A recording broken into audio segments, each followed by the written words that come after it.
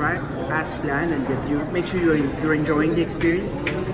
We've been doing this for 2.5 years, and we found that everybody has a better experience or enjoys even a little bit more when there's a basic human contact. So all our approach is about being close to you, yet professional, give you everything you need, but in a very friendly way. We don't want this to be like overwhelming experience or like uptight. It should be very, very relaxed. Yeah. And this helps. Yeah. Can I ask you a couple questions? Yes, please. You can ask me anything, but let's try this. Okay. Otherwise, it will change. Have you had a Mexican tostada? Yes. Yes. Yes. So this is kind of it. The first layer is brittle. You need to choose your angle and bite it carefully so it doesn't collapse when you take the bite. There you go. It's all made with bananas, even the crispy. Really? Yes, it's like a tostada made out of just bananas. Oh wow! How did you do that? We, Toast it, or? we need to make a puree out of it, and then we smear it on a silicone surface. Then we dehydrate for a very long time, and there's a little bit of corn there.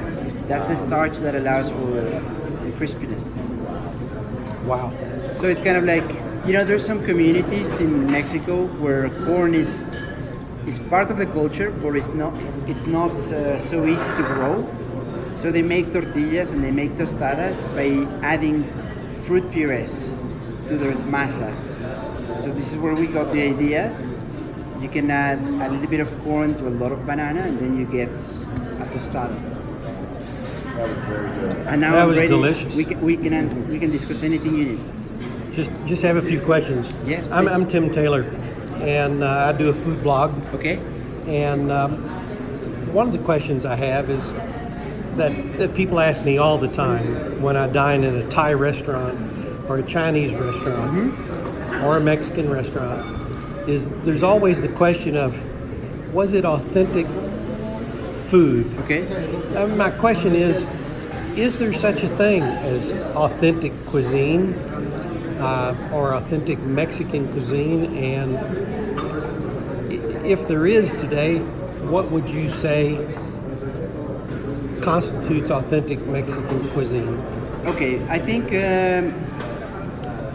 when we use our definitions in labels that other people produced many years ago, we might find the exercise of cataloging might not be as easy, because I think the diversity of thought that you can find in a city like Mexico City nowadays has nothing to do with the diversity of thought and expression that you could find 100 years ago when that term was created, traditional or authentic.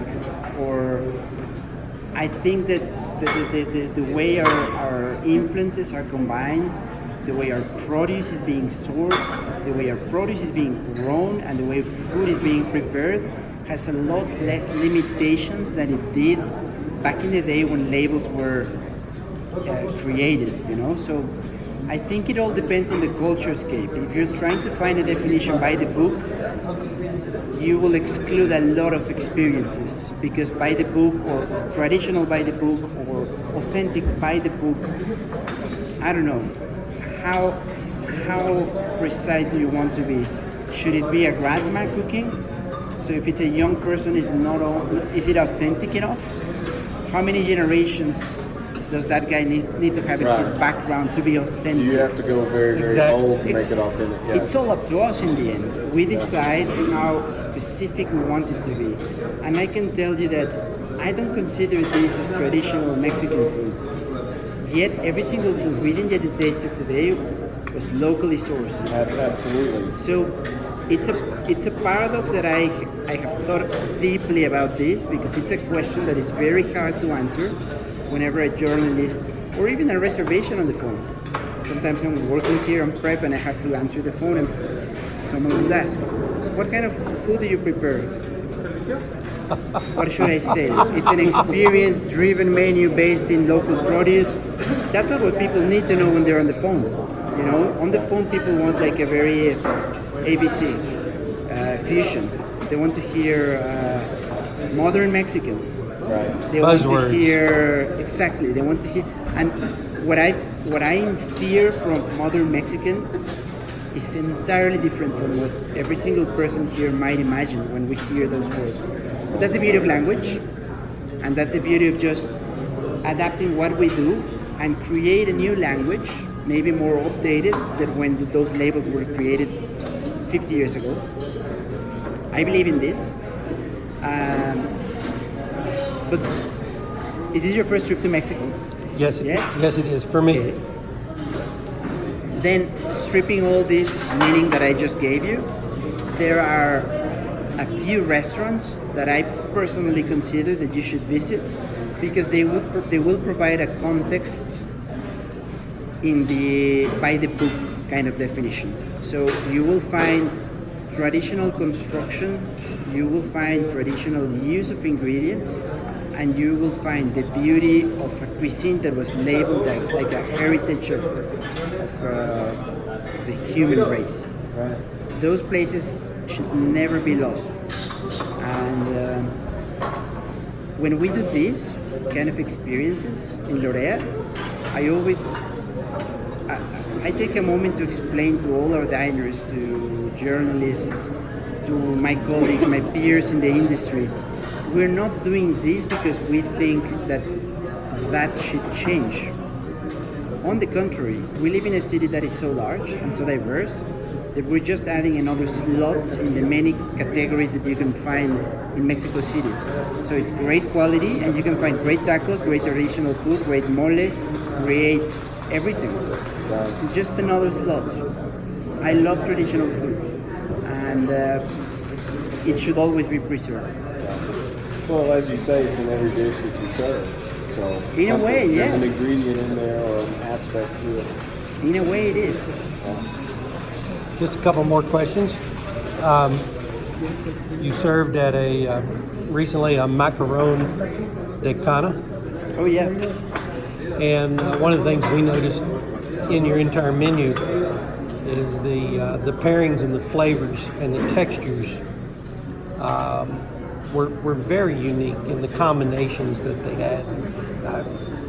Is there any secret to how you come up with these things?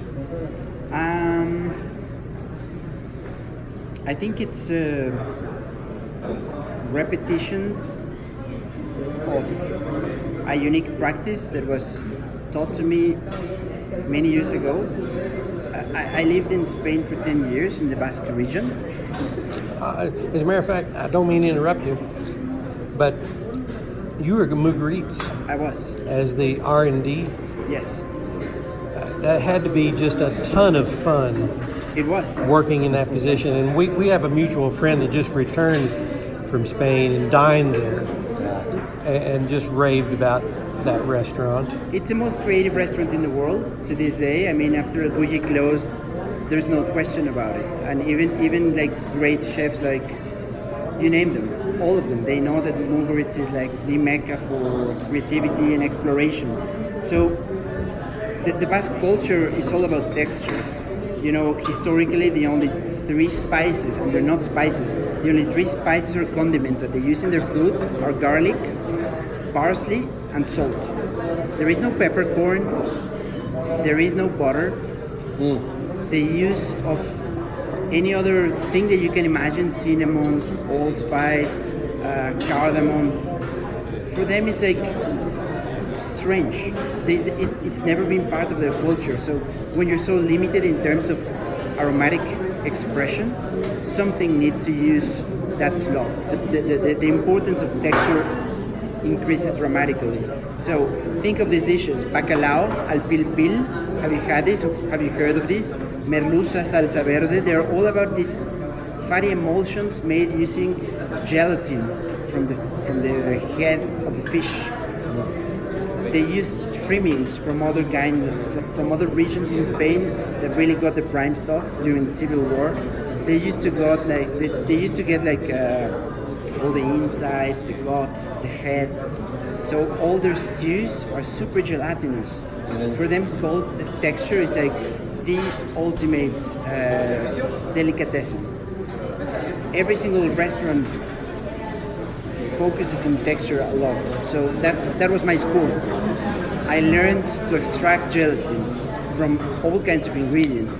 I learned to pay attention to the cooking point of veggies so that they express not only flavor but also crispiness or creaminess if you take them to that extreme. I learned the combination of specific kinds of salt to create a brittle sensation when you bite them. Even salt can be a texture, you know? So I think it was a repetition of many different things.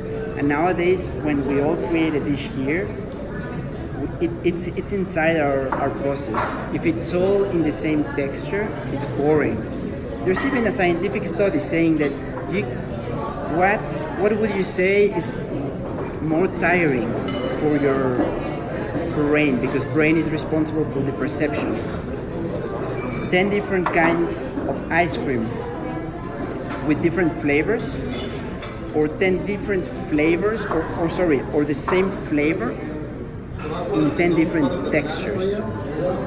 So you get, again, on this side you get 10 different flavors of ice cream, same texture. On this side you get same flavor in 10 different textures. What would you think is more tiresome for the brain? Not having texture, I would think. And it's a crazy statistic. People lose the attention after the third ice cream. By the eighth, they don't want to continue. 95% of the people who were part of that experiment chose the same flavor but different textures. in different textures. 95%. So texture is different ingredients. This is what keeps this is what allows for us to create a mood from the beginning of the menu, because at first there's a lot of crispiness, the crispy tendons, right, the crispy beef jerky. Yes? Then we go for something that is still a little bit crispy, but then there's a lot of creaminess because we want you to feel comfortable, and it's mellow. It might be a little spicy, but that chili that you had is comforting. We go for something comforting. Then we keep going in that line of comfort with the delicious and mushy mushrooms. But still there's like this little crispiness with the rice. Yes? Yes. We keep going down in the mellow Yeah. with the fish that is so gelatinous and sticky but creamy. Yes? I mentioned that. And then when you're already there, comfort, then we put it up with the huitlacoche, because that texture is like very different. You've never tasted that before. Yeah. I No. mentioned that about That was my 3/4 of first. the way through. I said he's adding crunch or something crispy to everything. And then when you're ready for a steak, because that's what you normally get in a fine dining, we hit you with that beef that you need to put inside a taco, and it's all about the texture of the vegetables. It's the veggies that provide texture. So it's all over our menu. It's very important. And it creates it's a thread that connects everything. That's awesome. On a lighter note, I have just one final question for you. Are you a tequila man or a mezcal man? I am a mezcal man. I am. We I are am. too. When I was living away, I couldn't get it. So for 8 years, I had more tequila, and I thought it could change me. But no, look, you can see which is you can see what we like. I don't know how many labels we have. There's so many of them. Thank you so much for We your need to let time. you get back to it. My pleasure.